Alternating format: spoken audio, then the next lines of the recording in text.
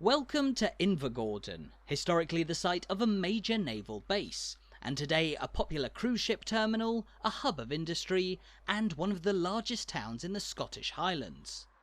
On this walk around the town on a rather nice morning, we'll explore Invergordon's history in depth, as we stroll along the town's immense high street, gaze out across the waters of the beautiful Cromarty Firth, and pass by just a handful of the town's most eye-catching murals, while we also dive into just a few of the fascinating stories to come out of this town, from the Invergordon Mutiny of 1931 to the devastating explosion of the HMS Natal in 1915. That's all to come as we take a lap of the town centre over the next 25 minutes, but our walk begins in the shadow of Invergordon's soaring Parish church, which was opened in 1861 to cater to the fast-growing population of this coastal town, which emerged out of almost nothing in the 19th century.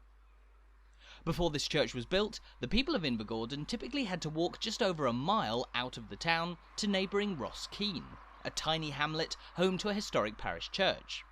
But as it became apparent that Invergordon, rapidly growing in size as local industry developed, was now a large town in its own right, a church was built here to make worship that little bit easier for local residents. Now today, Invergordon is home to around 4,000 people, and while that might not seem like much at first, bear in mind that the town is located in the Scottish Highlands, the most sparsely populated region in Scotland.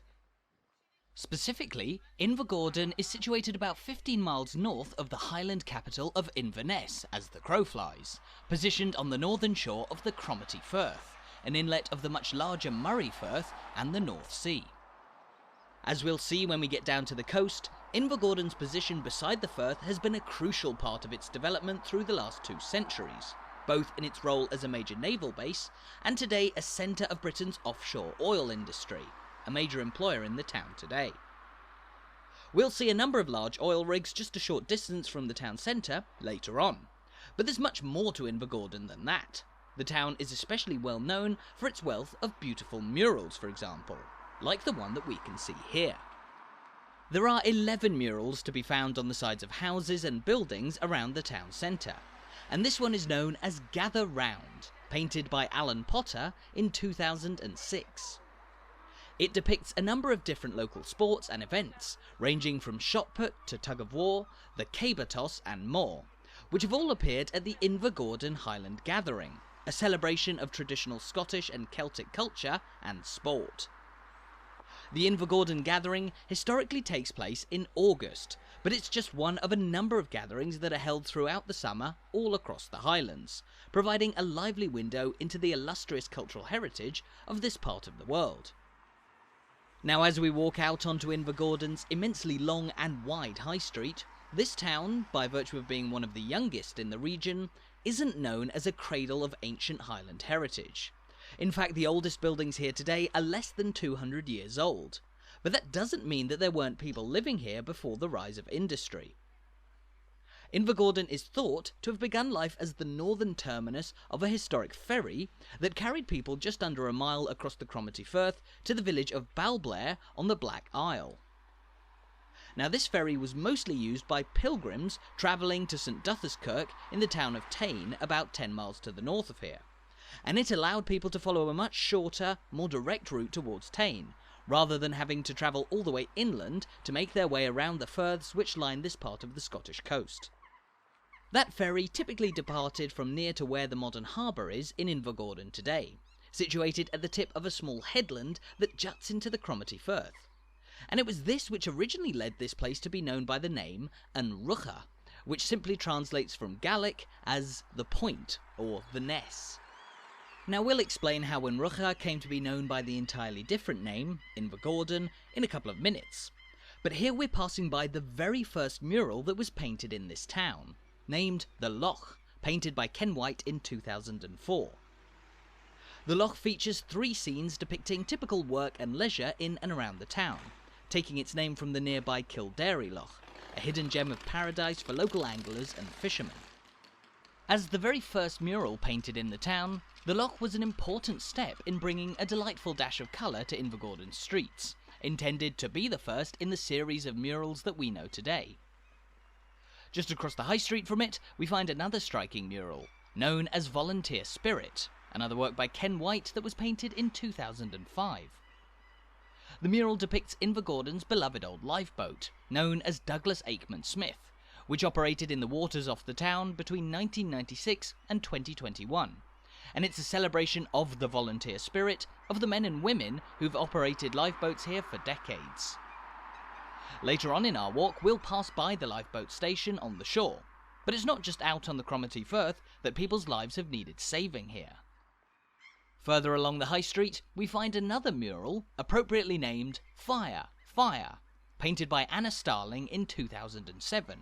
and it shows a scene from a dramatic incident in Invergordon's recent history, when the town's prestigious old Victorian hotel, known as the Royal Hotel, burned down in a fire in 1973. The hotel once stood directly across the high street from this mural, and it was once a beloved spot in the community. But another beloved part of Invergordon today is its wildlife, depicted in this mural, known as Our Legacy, painted by Tracy Shuck in 2006.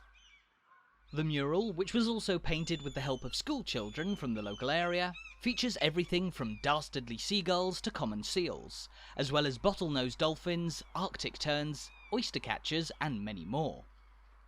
While Invergordon's development indeed owes itself to the rise of local industry, the town is surrounded by beautiful, almost entirely unspoilt nature. And if you're lucky, you can even see dolphins leaping out of the water in the Cromarty Firth, seals resting by the shore, and one of a number of captivating bird species flying overhead. Now, the high street here might not be the main spot to view nature in all its glory, but Invergordon, especially in the summer months, is a magnet for people enjoying the spectacular scenery of Scotland's far north, and the harbour here is often visited by large cruise ships carrying tourists, many of whom are enchanted by the unexpected splash of colour provided by the town's many murals. This is The Way We Were, painted in 2007 by Steve Delands, and it's probably my own favourite mural in all of Invergordon, depicting a scene of the high street bursting with colour as the Royal Marine Band marched through town, a common occurrence in the past when the Royal Navy fleet was docked in the waters just off the shore here. As we mentioned at the start of our walk, Invergordon was for a long time known as an important naval base, especially during the two World Wars. Now, the Royal Navy's association with this town can actually be traced back to the 18th century, when British government ships circled the Scottish Highlands in search of rebel Jacobites, during a period of widespread uprising in this part of Scotland. But it wasn't until 1857 that the Navy began visiting this town in a more friendly capacity, when ships began using the deep waters of the Cromarty Firth as a docking point, where they would load up with coal and water before venturing back out to sea. Initially, this was an efficient but informal system, but in the first years of the 20th century, Invergordon became the home of an official Royal Naval base, regularly visited by the Navy's Home Fleet, which operated inside the UK's territorial waters. But in 1912, with the First World War on the horizon, a decision was made to redevelop the harbour here at Invergordon, and to build a modern, fortified naval base just behind the town centre that we're in here. This began a period of intense naval presence in and around this town, with thousands of sailors regularly overwhelming the town's streets, often causing Invergordon's population to temporarily double in size. Between 1912 and 1956, when the base was eventually closed down, daily life in Invergordon was closely associated with the Navy, and the townspeople witnessed a wealth of dramatic incidents and developments, including one of the largest mutinies of the 20th century, and a devastating explosion of the HMS Natal in the waters just outside the town. Now, we'll talk more about the Navy, the Natal, and the Invergordon Mutiny when we reach the site of the historic harbour in a few minutes' time. But here we find another mural by Ken White, known as Saltburn's Past, depicting a sunrise scene from the neighbouring village of Saltburn, which is located about a mile further along this road from here. But as we cross over the high street, we find another town mural with a sporting theme, this one known as A Century of Sport, painted by Alan Potter in 2007, and which depicts people playing just a few of the diverse range of sports on offer around Invergordon, the town home to its own bowling, boating, golf, football and rugby clubs, just to name a few. The many murals that we've seen so far are a wonderful feature of Invergordon's seemingly never-ending high street, which stretches for half a mile across the entire width of the town, and was historically the main route for people travelling to and from the northern tip of Scotland. Although Invergordon nowadays sees less passing traffic, as the A9 road bypasses the town centre. We'll return to the high street and talk more about its central position in the town's history later on. But let's now make our way down to the waterside, past the Invergordon Museum just here. Overlooking the oil rigs, historic harbour and scenery of the Cromarty Firth, this rather large local museum is the perfect place to discover the town's riveting history. Located inside Hayes Hall, the former dance hall that once belonged to the local Royal British Legion, the museum is, in typical Invergordon fashion, emblazoned with some beautiful murals depicting scenes from the town's history. While inside, you'll find a number of intriguing exhibitions that deal mostly with Invergordon's wartime heritage, and its links with the Navy. Speaking of which, standing just out in front of the museum is an unexploded sea mine that now provides an eye-catching welcome to this hub of local history, which stands in a prominent position beside the place where much of the action has unfolded in Invergordon through the centuries. Nowadays, oil rigs are the most notable fixture in the Cromarty Firth, but every now and then you'll see large cruise ships in the waters just off the town here too. And once upon a time, the Firth would have been busy almost always with naval activity, with large warships often dominating the sights across the water. As we mentioned earlier, Invergordon began life as a small ferry port known as Anrucha, or the Point, and it was roughly around here that ferry departed for the Black Isle on the other side of the Firth. Today, the shore is lined with a number of port facilities and large infrastructure linked with the oil rigs out in the water. But just around the corner from Shore Road here, we'll be able to look out across the Cromarty Firth without any fences like the one beside us here in the way. At the time of the medieval ferry, this area would likely have been populated by just a small handful of wooden houses, which stood in an otherwise largely undeveloped area, the nearest settlement of note being the historic Invergordon Castle about a mile inland from here. We'll talk more about that medieval castle and its surprising links with more modern history a little later on. But when Invergordon and the surrounding area became home to an official naval base in the early 20th century, this area of the town came to be dominated by naval activity, which also provided a significant degree of income to the people living in Invergordon permanently. Not only did the Navy provide employment for locals, but when ships docked in the Firth and offloaded thousands of sailors, the locally run shops, hotels and restaurants saw a massive uptick in customers, this being by far the largest town in the vicinity of the naval base, should sailors not be heading towards the bigger city of Inverness. For the most part, throughout its more than 60 years of official presence in the town, the relationship between the Navy and the people of Invergordon was a harmonious one. But there were two major incidents during this period of history which had a dramatic impact on the local community. During the First World War, the Navy's presence here was at its highest, not only a hub of activity in the docks, but also home to huge warships that loomed large over the town, the most famous being the HMS Natal.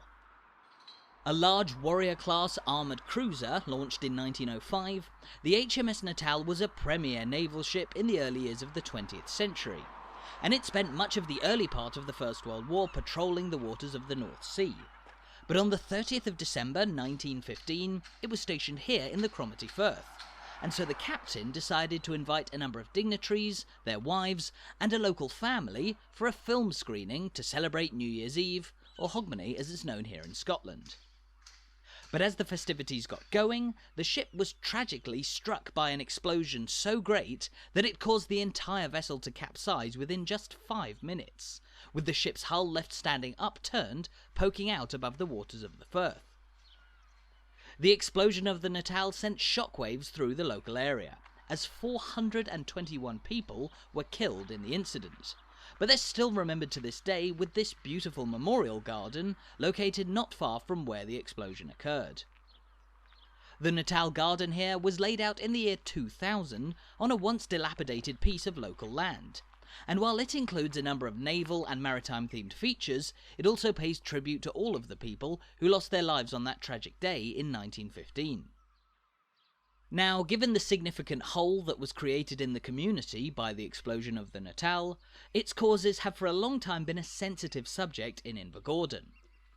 At the time of the incident, rumours abounded that a German submarine had made its way into the Cromarty Firth and taken out the Natal.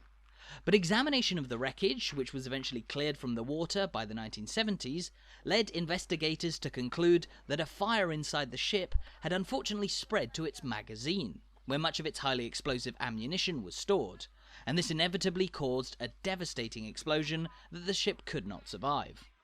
Despite this Scottish town being located hundreds of miles from the front lines of the First World War, the explosion of the Natal was just one of the hardships borne by the people of Invergordon during the conflict, as the Navy's presence became ever more intense throughout the war, with the government even taking control of all of this town's pubs and hotels from 1916 until the end of the war. This was probably the low point of local relations with the Navy, but even after the war, the naval base here was in far from great shape, causing another flashpoint in the lead-up to the Second World War, which we'll discuss in a few moments. Here though, we're continuing along Shore Road beside the facilities of the port, which took over this modern harbour on the Cromarty Firth from the Navy in the late 1970s. Nowadays, the port of Cromarty Firth is one of the major local employers, both for its links with industries including local oil and gas producers, as well as offshore wind farms, and for its position as one of Scotland's premier cruise terminals. The deep waters of the Cromarty Firth that was so valuable for naval warships, now able to accommodate the monstrously sized cruise ships of the modern day.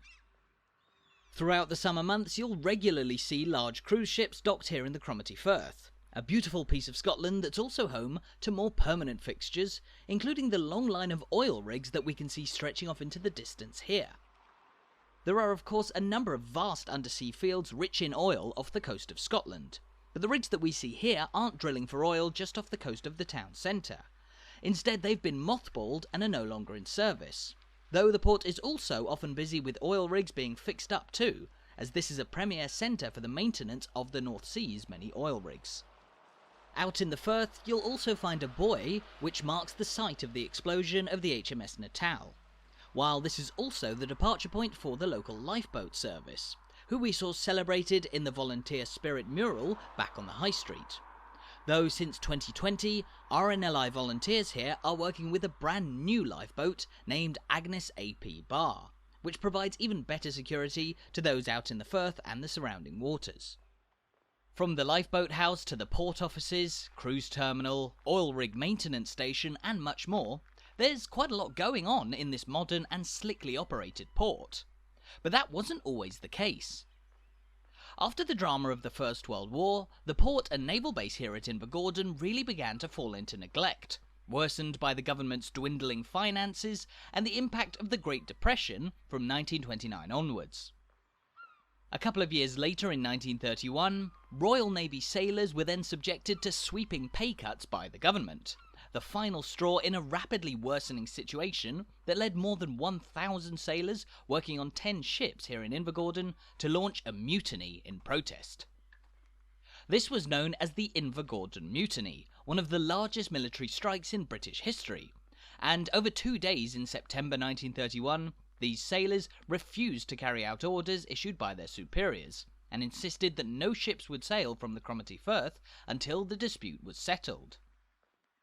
Now, although it's known as the Invergordon Mutiny, no ships were seized by rebelling sailors. It was more akin to a large-scale strike, but its impact was felt widely and quickly across the country, with the mutiny here causing fears that more strikes could take place at naval facilities around the world.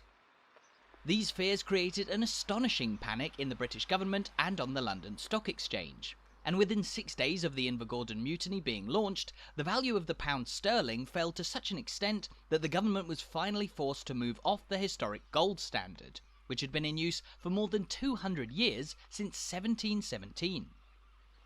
Perhaps the sailors weren't anticipating such a dramatic impact from their strike, but amidst the chaos that began unfolding in London, their demands were met, as pay cuts were reduced and ships were finally able to sail out of the Cromarty Firth once again. So that's just a snippet of the action-packed history which has unfolded in the waters just off Invergordon. But you'll notice that we're making our way inland once again, along King Street, which offers a lovely view of the soaring parish church up ahead, where we started our walk. Now historically, King Street here was the main route inland from the historic ferry terminus at Anrucha. But as this route became surrounded by houses, this once mostly rural area began to turn into the town of Invergordon that we know today. How did the town get the name Invergordon then? Well, a clue lies in this lovely mural of 2006 by Anna Starling, named Pipes and Drams, which depicts the members of the famous Invergordon Distillery Pipe Band playing a tune in front of the historic Invergordon Castle. Now, Invergordon Castle has been in existence for centuries, located at the top of the road where the parish church stands, known as Castle Road, and it was said to have been built by the Scottish King William the Lion back in the early 13th century. For a long time, the castle stood on a prominent piece of land overlooking the point of Anrucha, and surrounded by a vast estate that was actually known by an entirely different name, Inverbrake. The name Inverbrake derives from the Gaelic meaning mouth of the Brakey, the Brakey likely having once been a stream which flowed down from the hills into the Cromarty Firth near to where Roskeen Parish Church is today. So that castle was the most significant settlement in the surrounding area for much of the last millennium, but the town of Invergordon today is much, much larger, and home to a number of modern buildings, including the Victorian-era town hall here, built in 1871. But it was at the beginning of the 18th century that the old medieval castle was bought, redeveloped, and hugely expanded for its new owner, a man named Sir William Gordon. It's after Sir William Gordon, therefore, that the modern town of Invergordon takes its name. And it was during his tenure at the castle that the once sparsely populated area here by the harbour began to be developed, with new roads and houses built on a modern grid system which survives to this day, with the large high street here running dead straight through the middle of the town. Initially, development was fairly pedestrian, but sweeping change came about at the beginning of the 19th century, with the construction of a new modern harbour in 1828, the beginning of the town's informal association with the Navy in 1857, and the building of many of the houses that we see around us today. But what about the old castle? Well, the original medieval castle that was redeveloped by Sir William Gordon in the early 18th century was partially destroyed around 100 years later in the early 19th century by a fire, and so it was rebuilt as a modern stone manor house in 1873. That castle, however, was fairly short-lived, as it was demolished in 1928, with its grounds nowadays forming part of the course of the Invergordon Golf Club and a spacious park too. But that wasn't the end of the castle's lengthy history. Even after it was demolished in the late 1920s, the castle was an important spot during the Second World War, as its former grounds were converted into a military camp. Now, during the Second World War, Invergordon's naval base didn't hold quite the same significance as it had done in the First World War, principally because advances in technology meant that even the far reaches of northern Scotland here could be reached by enemy planes seeking to destroy the fleet's warships. However, many soldiers were still stationed here at Invergordon both during and immediately after the war, a large proportion of whom were originally from Poland. You'll likely know about the major role that Polish soldiers played in defending Britain from German invasion throughout the Second World War, many having fled their home country after 1939 and taken up arms alongside the British in the fight against the Nazis. Poles that were stationed at the camp in the old grounds of Invergordon Castle were responsible for the defence of the local area. There were always worries that the Germans could launch a surprise invasion of Britain from any corner of the island.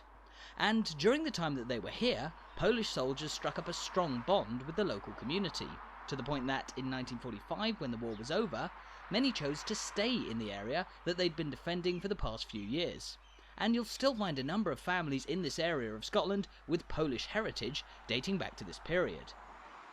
But as we near the end of the High Street and pass by the town's rather modern Catholic church, opened in 1958 in place of a derelict old Navy hut, the town that we know today has changed quite a lot since those busy wartime years. Invergordon's naval base was eventually closed down after the war, but it was replaced by a number of different industries in the town. In 1959, the Invergordon Distillery was opened on the edge of town, a busy centre of large-scale whisky production that's still in operation today. And as we saw from the Pipes and Drams mural, they even have their own piping band. But efforts were also made to develop heavy industry in a post-naval Invergordon, with the birth of the oil industry as well as aluminium smelting. And the companies that set up these businesses in the 1960s and especially 70s decided to recruit a large number of workers from Scotland's industrial heartlands around Glasgow, many of whom were already well experienced in heavy industry. For a while, the Glaswegian influx into Invergordon was so significant that the town came to be known as a kind of Glasgow of the Highlands, and it's said that the local accent even shifted to become closer to Glaswegian than the typical manner of speaking here in Easter Ross. Though in recent years, as that heavy industry has taken a back seat, the Glaswegian influence in the town has reduced somewhat too. Of course, Glasgow, about 120 miles to the south of here, is still easily reached from this spot in the town, Invergordon's railway station, opened all the way back in 1874, and which is now home to its own fetching collection of murals. Another work by Tracy Shuck from 2007 that depicts soldiers of the Seaforth Highlanders, 51st Highland Division, waiting for the train that would take them off to war in 1939. The mural's therefore known as the Long Goodbye. And unfortunately, it's here that we'll be saying goodbye ourselves to this wonderful town, as we've reached the end of our walk around Invergordon today. A fascinating home of history, industry, public art and so much more. And a place that's well worth exploring if you're passing through on a cruise ship, in a car, or even by train.